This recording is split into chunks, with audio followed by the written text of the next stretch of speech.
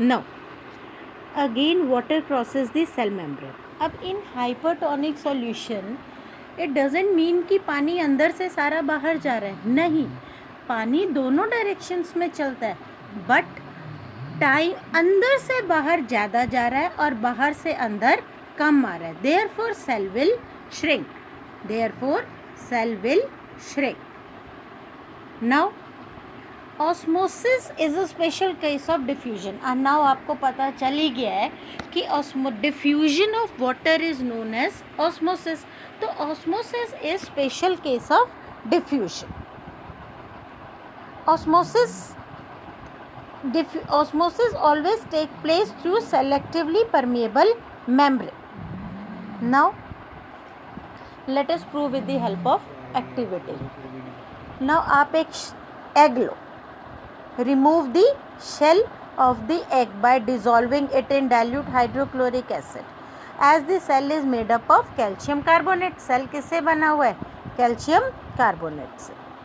A thin outer skin now encloses the cell. Cell के आसपास एक छोटी पतली सी एक स्किन है. अब उसको आपने प्योर वाटर में डाल दिया. 5 मिनट के लिए आपने डाला. आपने after 5 minutes what do we observe? We observe कि एग जो था वो स्वेल हो गया. क्यों स्वेल हो गया? Because water passes into the cell by diffusion. So cell क्या हो गया? स्वेल हो गया. मीन्स मोटा हो गया. मोटा मीन्स हाइपो की साउंड, हिपोपोटामस की साउंड आ रही है. Means this was an hypotonic solution. अब हम दूसरा एक और लेते हैं. अब हमने लिया एक डीशेल्ड एग और उसको हमने किस में डाला? कंसनट्रेटेड सॉल्ट सॉल्यूशन में. और 5 मिनट बाद देखा कि जो सेल है वो क्या हो गया? श्रिंक हो गया. जो एग है वो क्या हो गया?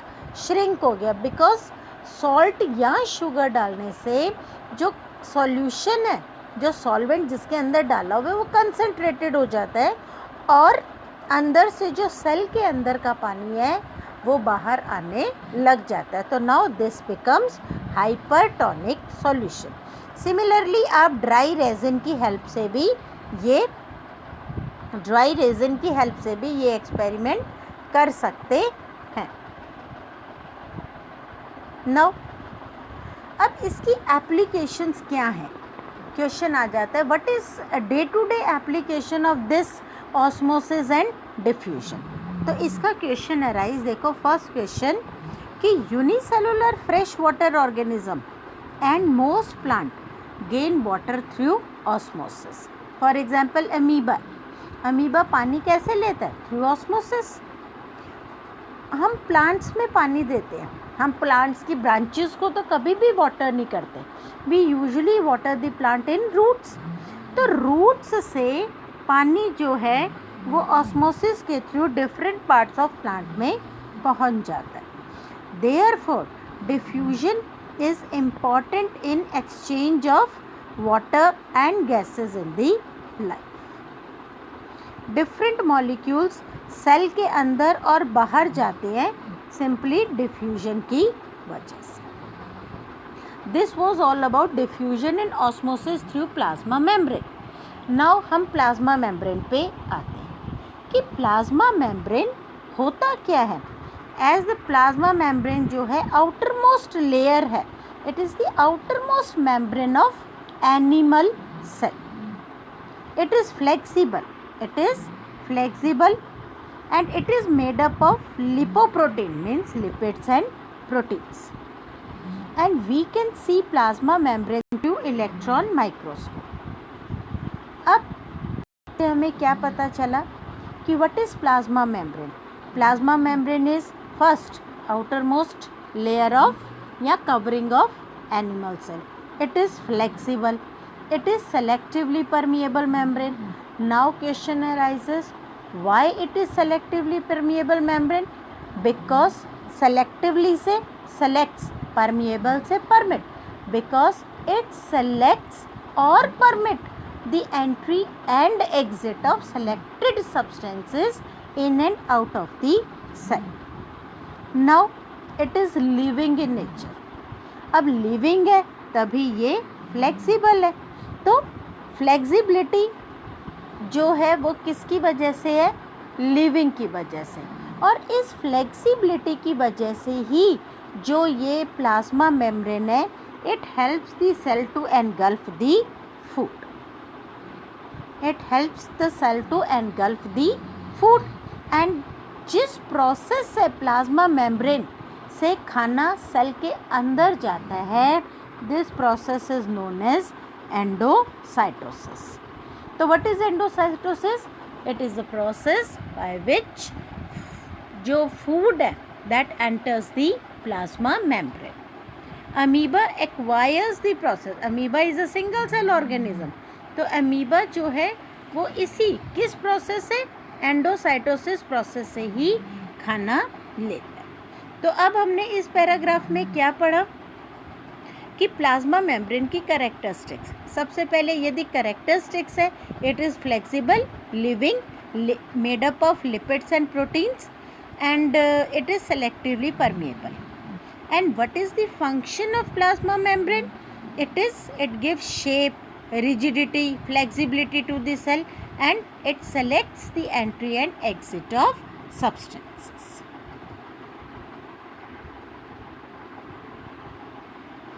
Now question. First question is, how do substance like CO2 and water move in and out of the cell? Discuss. तो simply you discuss the process of diffusion for CO2, CO2 के लिए आप diffusion and water के लिए आप osmosis discuss करें। Now question is, why cell plasma membrane is called selectively permeable membrane? Because it selects the entry and exit of only selected substances. I think you people are clear with this topic, plasma membrane. Now second topic is cell wall. Up second topic is cell wall. What is cell wall? What was cell membrane or plasma membrane? Cell membrane and plasma membrane was outermost layer of animal cell, and cell wall is outermost layer of plant cell. In addition to plasma membrane, it is only present in plant cell, but it doesn't mean कि plant cell में plasma membrane नहीं होती. Plant cell do have plasma membrane, but plasma membrane के outer में there is another outer covering that is called cell wall. Cell wall always lie outside the plasma membrane. The plant cell wall is mainly composed of cellulose. And cellulose is complex substance जो क्या provide करता है, strength and structure to the cell. Now what are the character. अब हमने इस paragraph में क्या पढ़ा, characteristics of cell wall. Cell wall is present only in plant cell. It is rigid, it is dead, it is made up of cellulose, ठीक है, and it provide structure and strength to the cell. Now, when a living plant cell loses water through osmosis, there is shrinkage or contraction of the content of the cell when they go away from the cell, and this is called plasmolysis. This is very important. Plasmolysis is very important. तो what is plasmolysis?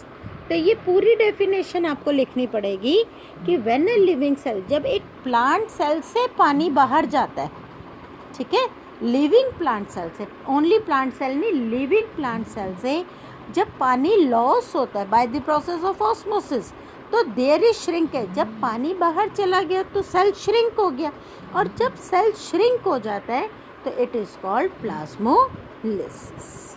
I think this point is clear. Plasmolysis.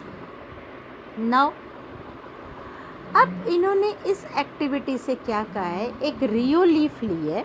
Rio is a plant और उसमें leaves लिए, और उस leaves को जब microscope के नीचे देखा तो उसमें ग्रीन ग्रेन्यूल्स दिखाई दिए. ये ग्रीन ग्रेन्यूल्स क्या थे, they are made up of chlorophyll, they are chlorophyll. Now उन्होंने कहा है कि put the strong solution of sugar and salt, strong solution of sugar and salt on the mounted leaf.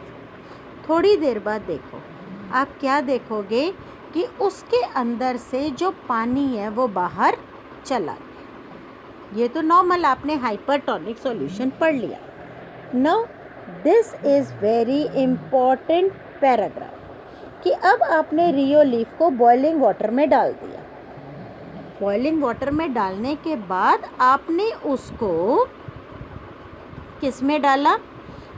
पानी में डाल दिया। अब क्या देखोगे कि जब सेल श्रिंक था, अब आपने उसको पानी में डाल दिया, तो अकॉर्डिंग तो आपको ये देखना है कि ये पानी में डालने के बाद तो इसे स्वेल करना चाहिए, परंतु इस पर कोई असर नहीं होगा।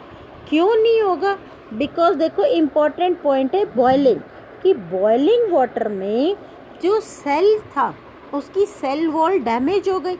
अब जब सेल वॉल डेड हो गई तो पानी ना अंदर से बाहर आएगा और ना बाहर से अंदर जाएगा।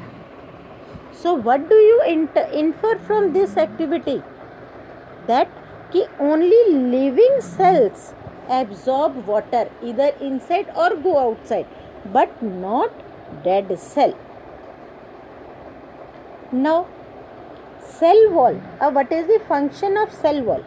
Cell wall permits the cell of plant, fungi and bacteria to withstand with hypotonic solution with bursting.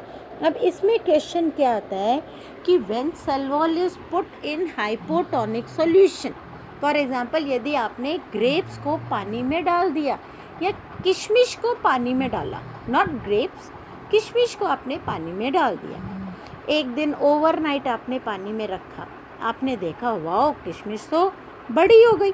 The cell, suppose we are taking this raisins as an example for cell, तो सेल स्वेल कर जाएगा, swell कर जाएगा। आपने एक दिन और देखा, बट आप क्या देखोगे कि ये जो रेजिन्स है दे विल नॉट बर्स्ट, ये बर्स्ट नहीं होते। क्यों नहीं होते? कि जैसे ही सेल स्वेल करता है तो it build up pressure against the cell wall, cell wall के अगेंस्ट प्रेशर बनता है।